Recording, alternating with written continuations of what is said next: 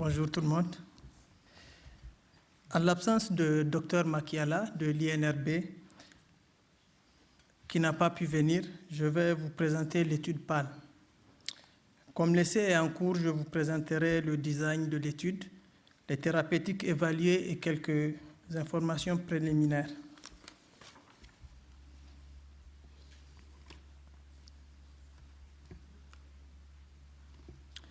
Aujourd'hui, il n'y a pas de thérapeutique approuvée pour la maladie Ebola.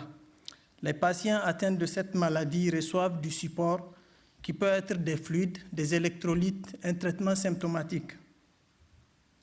Plusieurs traitements ont été expérimentés dans le passé. Par contre, il n'y a pas une étude qui a montré de l'évidence suffisante pour recommander formellement un traitement. C'est important de noter qu'il y a eu un essai clinique au Libéria pendant l'épidémie et qui a comparé le ZMapp aux standards de soins.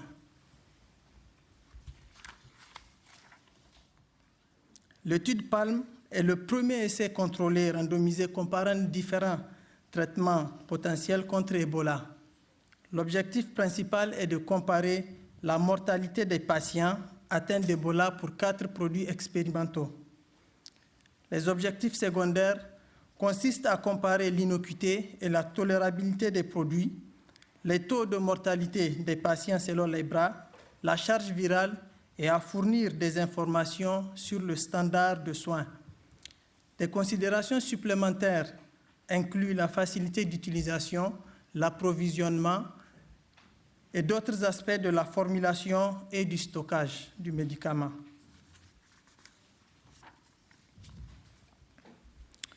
Sont inclus dans cette étude les hommes et les femmes de tout âge avec la RT-PCR positive dans les 3 jours avant l'inscription au programme. Les participants doivent être disposés à être randomisés dans n'importe quel bras, ainsi que d'utiliser des méthodes de contraception efficaces jusqu'au 58e jour de l'étude. Les participants doivent accepter également de ne pas s'inscrire à une étude avant 28 jours. Et ils doivent avoir la capacité de donner un consentement éclairé ou avoir un représentant légalement acceptable pour donner ce consentement.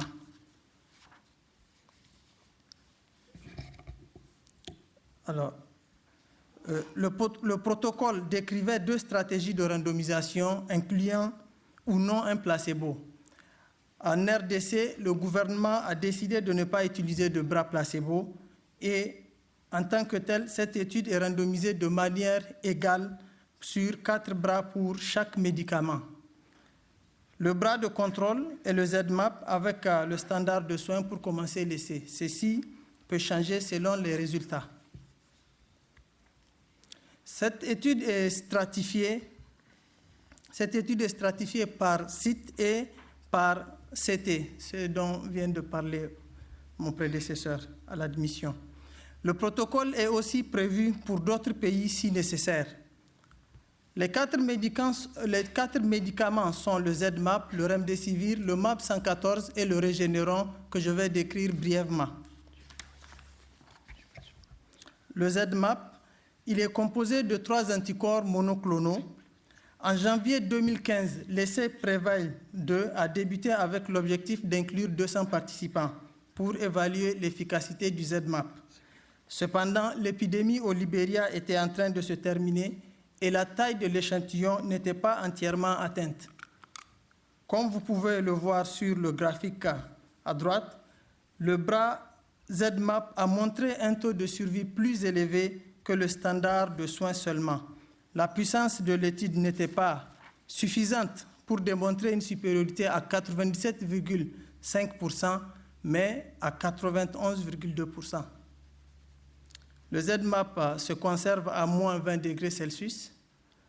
Il est administré en 3 doses à raison de 50 mg par kg de poids corporel tous les 3 jours. Le Remdesivir, il a été développé en collaboration avec Gilead, le CDC et l'Institut de recherche sur les maladies infectieuses de l'armée américaine. C'est un antiviral à action directe qui agit contre plusieurs virus à ARN. Les essais de phase 1 se poursuivent chez des adultes, mais aucun résultat n'a encore été publié.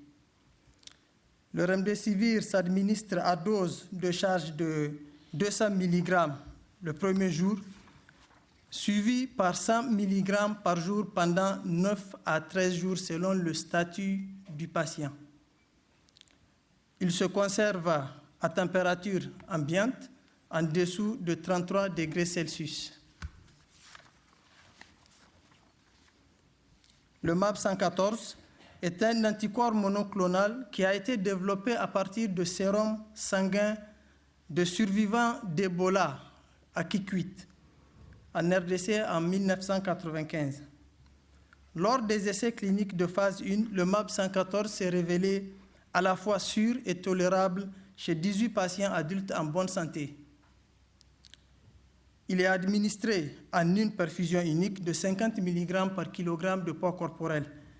La formulation lyophilisée est stockée entre 2 et 8 degrés Celsius, mais une autre formulation liquide est conservée à moins 15 degrés Celsius.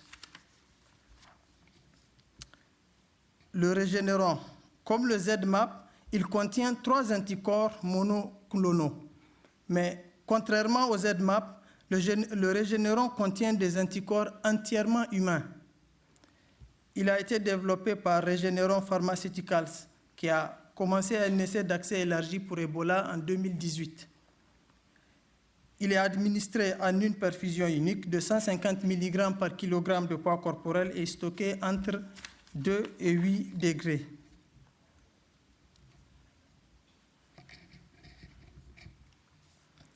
Passons maintenant au déroulement de l'étude.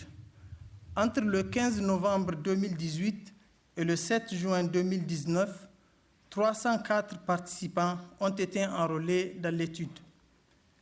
Un graphique de l'inscription sur les sites d'études, les centres de traitement Ebola, peut être vu sur cette diapositive. Il y a en moyenne 10 patients enrôlés par semaine. Parmi ces participants, 56% sont des femmes, 26% sont âgés de moins de 18 ans. Il y a environ 5,7 jours entre le début du premier symptôme clinique et le moment du diagnostic, avec une marge d'environ 3,6 jours.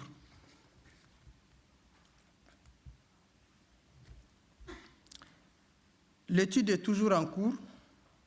À la suite de l'examen des données du DSMB, après revue des premiers 220 participants, et en l'absence de conclusion à ce jour, aucun changement n'a été apporté aux bras étudiés. Nous manquons d'informations détaillées sur les bras et leur efficacité, mais la mortalité globale chez les participants enrôlés dans l'étude est d'environ 28%. Cette information changera avec le progrès de l'étude et la prochaine revue est planifiée dans 2 semaines. La taille de l'échantillon, la nature du contrôle et d'autres aspects seront analysés et modifiés si besoin. Cette photo de M. Vianney, il était l'un des premiers patients de l'essai. Il est professeur de mathématiques. Il est maintenant bénévole au centre de traitement Ebola de Beni, où il aide d'autres patients malades. Pour ma part, j'ai travaillé au CTE de Katoa, soutenu par OCB en février passé.